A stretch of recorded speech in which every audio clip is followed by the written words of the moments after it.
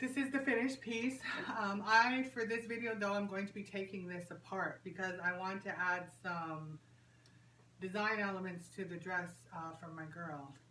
So some things to think about when you're designing your dress, right? My girl's colors that she was given at a Sundance in a Takacoup were purple and yellow. So does this mean she has to wear purple and yellow for the rest of her life and no other colors? I don't believe so.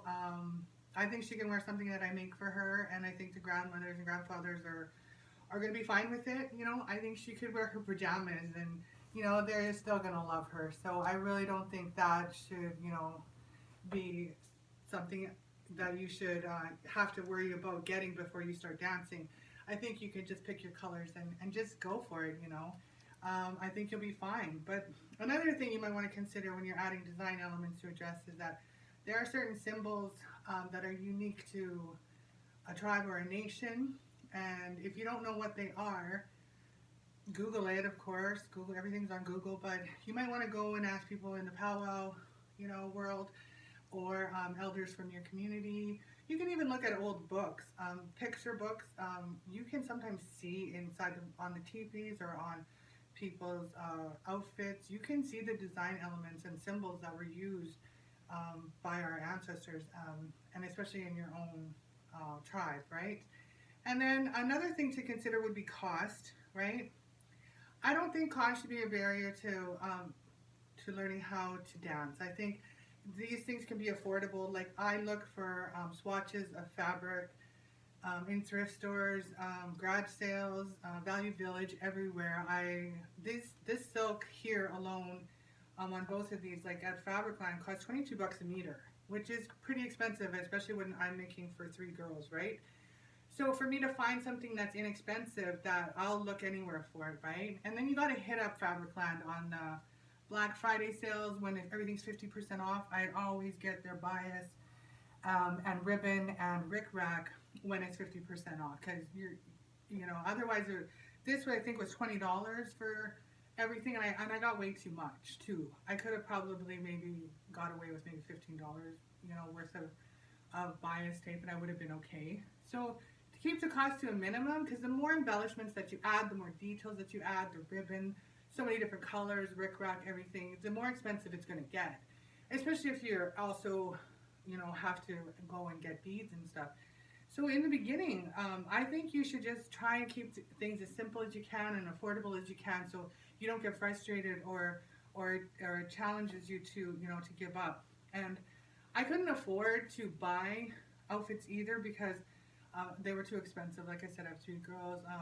Because you're paying for somebody's skill and talent, and they're absolutely beautiful, the outfits that people make. People are so talented, but I on my own just could not afford to buy those things. So that's what kind of made me start sewing them myself, so that I could actually afford to be able to do it.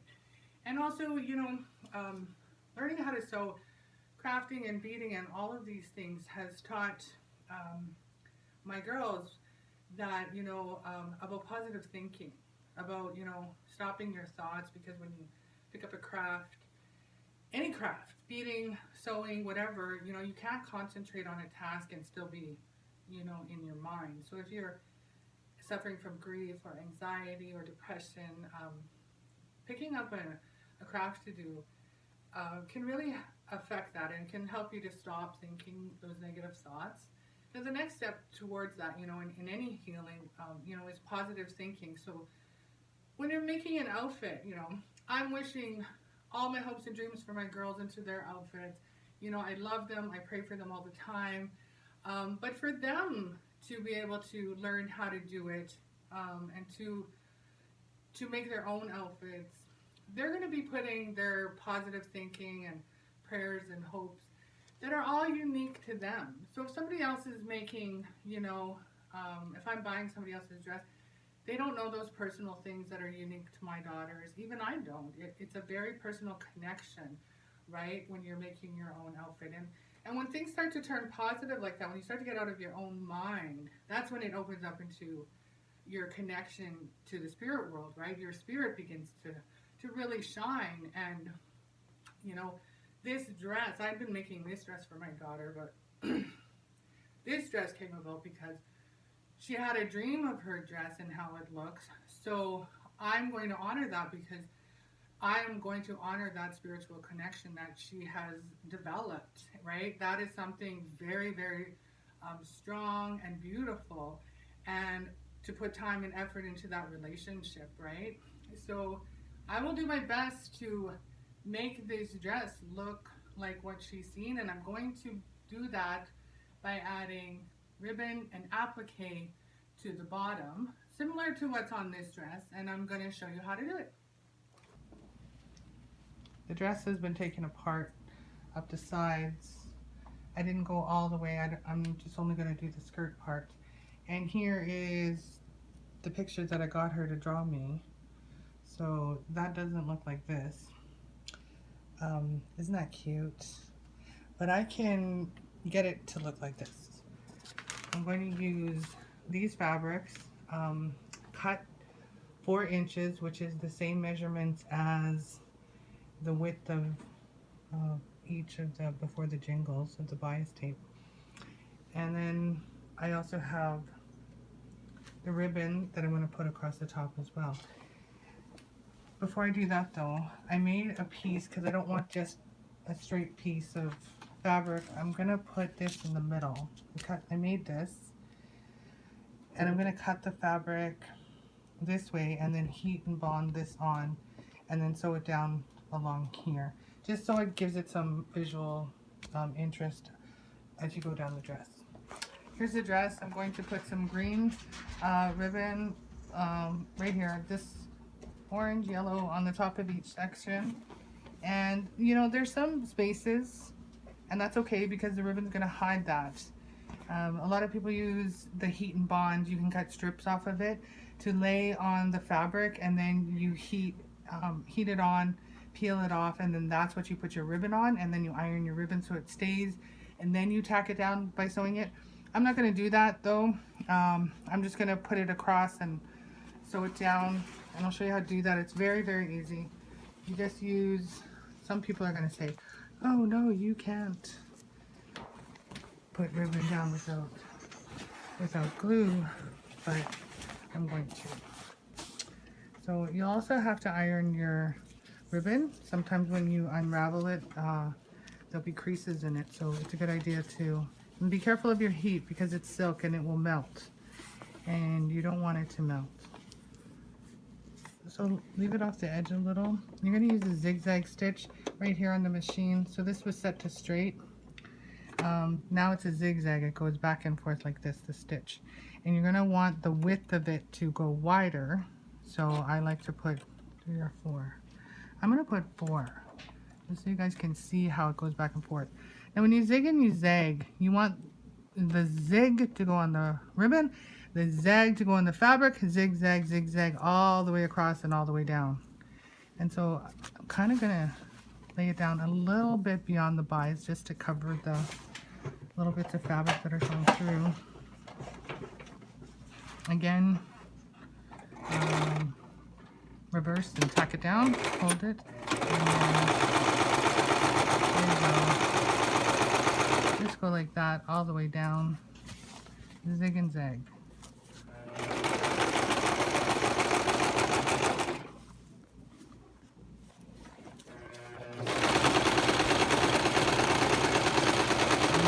And then when you're done, you're going to go and do this other side. But that's it. You run it all the way down. Instead of a straight stitch, it's a zigzag. And you, again, when you reach the end, you do 2 reverse to tack it down, and you're done. So I'll show you what it looks like when I'm done. So I got the ribbon on to the top of each section. And I also used coordinating thread. So this ribbon, green ribbon, has green thread. The purple ribbon has purple, and so on. You can use thread too to add more color to a dress if you want. Like, you don't have to use green. You could use maybe purple to outline it, and different thread adds more color into the dress as well. But like I said, if you only have white thread, then just use white thread. Just make do with what you have. It'll look nice anyways. Now on the other side, on the other side, I just want to point out that when you add ribbon to the other side, try to match it up, like pin it here on the end, and then match it up with the ribbon on the other side, because you want it to look straight when you put the seam in. And pin it all the way down and to the other side. I'm sewing down the applique pieces now. So this is how it looks. You want to go along the edge, so it tacks it down and then it stops it from fraying. I'm using the zigzag stitch with a length of 1 and the width of 3. It goes this way. And when you do it, you're going along the edge. And then when you get to the corner, you want to put your needle right in there so that you can turn your material. It kind of anchors it down. And then when you have you can play with it too, jiggle it around to line it up good, and then you sew it in. And that's how you get along the edge of the applique pieces.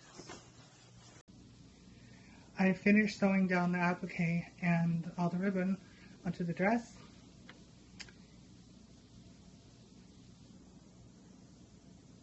There's the original picture. There's the dress. Looks a little bit more like it now. It didn't take too long either. To sew the applique down just along the middle there, it probably took me about half an hour to do both sides. It was pretty fast and pretty easy.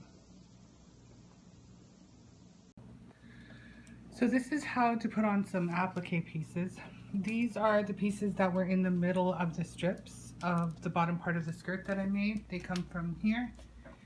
So I thought that to decorate the top, it kind of doesn't match the jewelry, so I thought I'd take the colors, the blue and the pink that are in the beadwork, and then put them in the top. So I have some pink polka dots that match the rest of them, and so I'm going to make some applique pieces, and I use this again, and heat and bond. So heat and bond, you can buy this. It's a roll.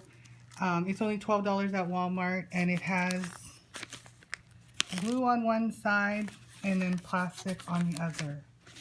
So to make an applique piece, you cut a piece of your heat and bond, and in this case that's about how much I needed, because I used this and flipped it. I need 2 pieces, and then you cut it out around here. Oh well, first you have to iron it. You iron the heat and bond on so that the glue sticks to the fabric, and then you draw your piece on. And I'm using shapes. The square is probably the most easiest geometric shape if you're a beginner sewer like me. You can get so many different designs from this. You can get this shape, and then inside the squares as well you can get a small cross, and then if you use the whole big shape you can actually get a bigger cross cut out of the square pattern. There's just so many things you can do. Over here on my daughter's outfit, I made this one, and then down here on the bottom as well, those are 2 squares, and then just sew them down. So if you're a beginner sewer, just think about using the square shape, any kind of shape to get started with.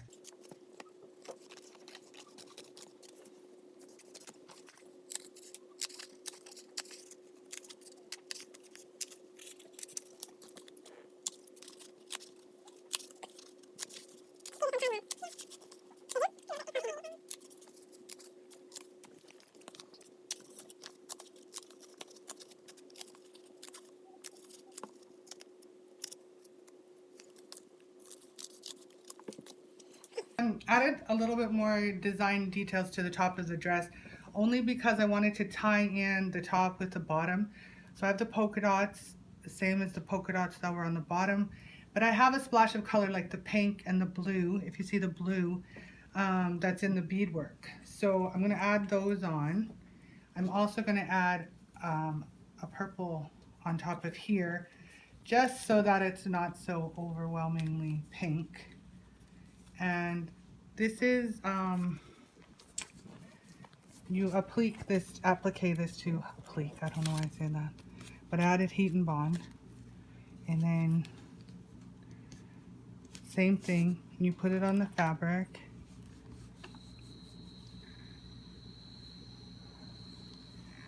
And then this will stick. And then I will sew this. I am going to use different thread. For around here, I'm going to go and sew it yellow. But when I'm done that, this is also has heat and bond. I'm going to return this to the dress as well.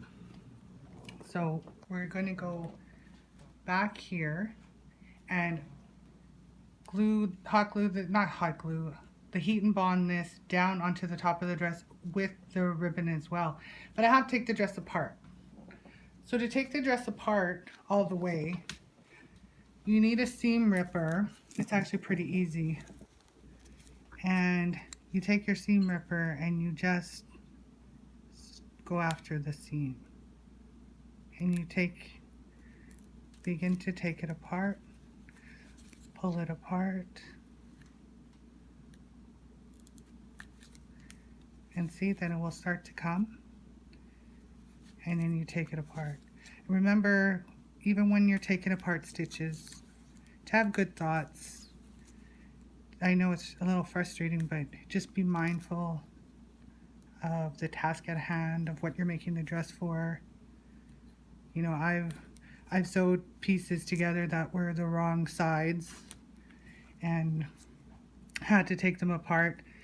And that was just because my mind was wandering. So you really want to try and stay focused and stay in the present moment. A really good mental health exercise. But I will continue finishing this, and I'll come back when I'm done. I got the dress apart. This is the top piece, the front. Now I'm going to put down these two pieces. But I'm going to use heat and bond for the ribbon.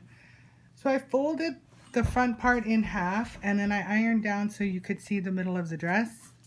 And then I'm going to take my heat and bond. This is just a strip that I cut off of this.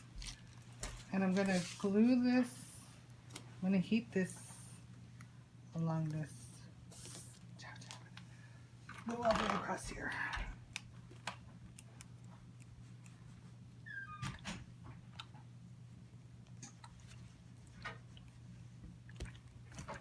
Just like that. And then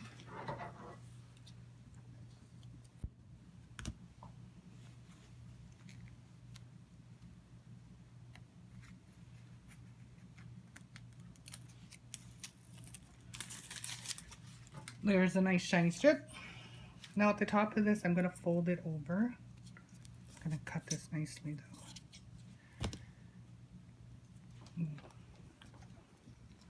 So I'm going to fold that over so it goes across the neckline and you don't see the edge of it.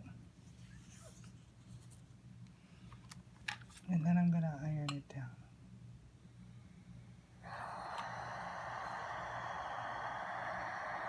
Oh, that's a lot of heat.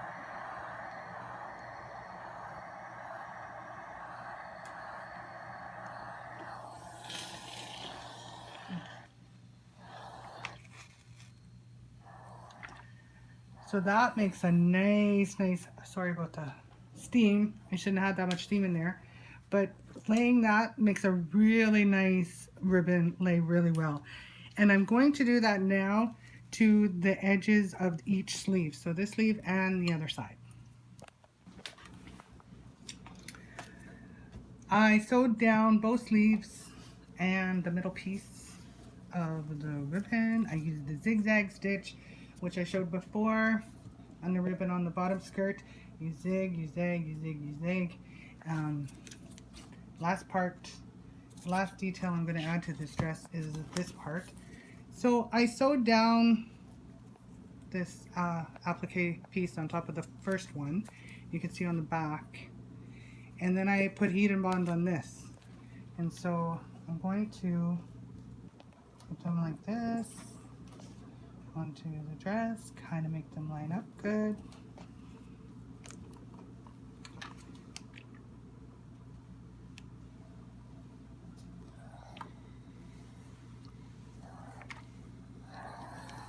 That heat and bond really makes things lay nice and smooth. It's nice.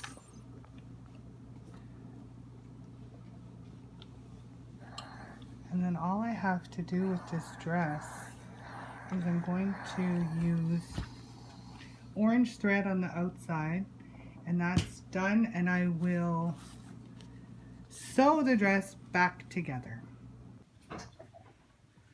Here it is, all sewed back together. There's the middle piece, that detail I added to the top. Kind of put the dress together to give the full effect of how it's going to look. But there it is. Tomorrow we'll put on the jingles and it will be done.